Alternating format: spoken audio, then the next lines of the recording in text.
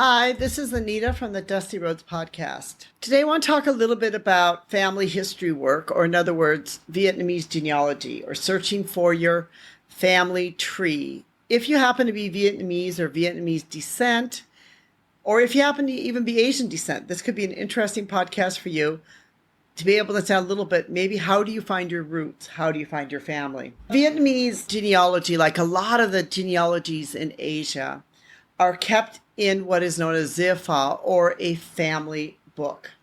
It's basically it's a family book or a clan book. And it's the center of most family history research in Vietnam. The books are very much a part of the Confucian teaching in Vietnam. Families have been keeping these books for these records for many, many generations. So if you are Vietnamese, if your family happens to have a family book, or you need to be able to find which person in your family holds that book, you could find your family history going back 22, 24 generations or even longer.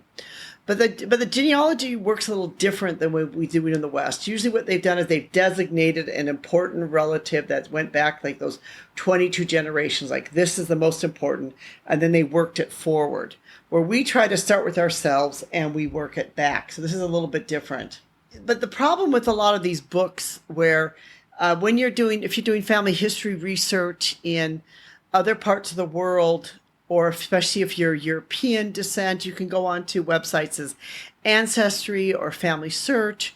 You can be able to find many of those records, or the records that you want, the birth, the marriage, the death, even immigration records. You can find, census records. You can find all those things online that are quite readily available. But if you are Vietnamese, that's not the case, because 90% of all family books are in the hands of individual clans. So that is why with like Asian genealogy or Asian family research, one of the most important things you need to know or understand is, what is your hometown? And this is kind of an interesting cultural thing, because here in Vietnam, people might say, well, my hometown is this or my hometown is that. And even though maybe they would have been born in Hanoi or born in Ho Chi Minh, maybe they've lived in those cities their entire lives, but they still, most of them, understand where their hometown is or where their family came from. And this is really essential and important, because in Vietnam, there are very few last names. In fact, you will find that most of the people will have the same names, and it can really, really get confusing. I find, like, even here in Vietnam, and I have to write little notes to myself, like, this is the Phung that I met here. This is the Zoom I met here. This is the, Huyen I met here. This is the Nook I met here. Because, they could all have the same exact names, and they may even look the same, and then you'll find out that they are completely different people. And so it's really, really important here to be able to understand that. The other thing which is interesting about these family history books is there was a Vietnamese scholar, and he was in the court of the king, Lý Tran, and he instructed the Vietnamese people way back in the early 1800s to keep a record of their families. He said scholars may amend the family genealogy once every generation. So that is also another reason why you find that many of the Vietnamese families keep and hold these family books, because it's tradition. They've been doing it for hundreds and hundreds of years. And then somebody gets assigned, they're going to be in charge of the book, and there'll be people that update the book, and they will be somebody who will be able to, ensure that the book is kept up to record. I was biking with a friend of mine, Carrie, on the other side of Hanoi. And we saw somebody that we knew, actually somebody from our church that we attend. And we said, where are you going? He says, well, I'm on my way to my family temple. Would you like to come see it? We said, sure. So we rode our bikes back, and we, went into the temple. And there, it was quite an amazing experience, because there he was, and written on the wall was all of his family's genealogy. They had a place to worship. This family had their own little tiny, like family Buddhist temple. And, that's not uncommon. You might find many families sort of have that. They sort of have like a little temple for their family. They keep the records of all of their family history there, and that becomes their place to be able to keep these records. But what was really interesting about all of this, it was only the names of the male relatives. So this becomes a problem in many of the Asian genealogies, is that maybe they only kept the record of the men, and they didn't acknowledge or keep the record of the women. So that can become a bit of a problem. Now, that's not all families. Some families did, because there's nothing that was set in stone to decide. The problem with a lot of these family books for like the Asian genealogy is it really was a matter of what the family standard was, and it was a matter of who was keeping the record. Obviously, some people were better than others. They would write down the names correctly. They would write down the wives. They even write down different life events. They would keep track of everything.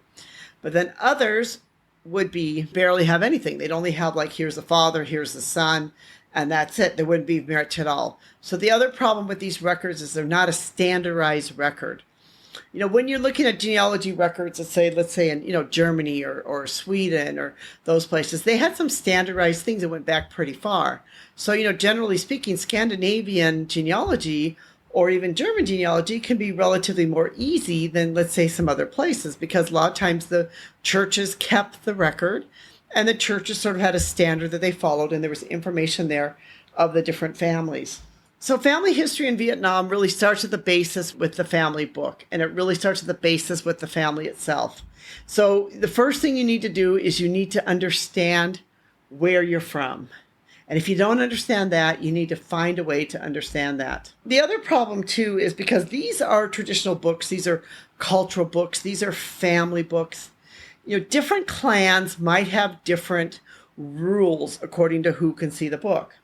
For example, some clans might believe, or some families might believe, that only certain ancestors can access the book. So some families might have very strict rules or very strict policies who can see the books.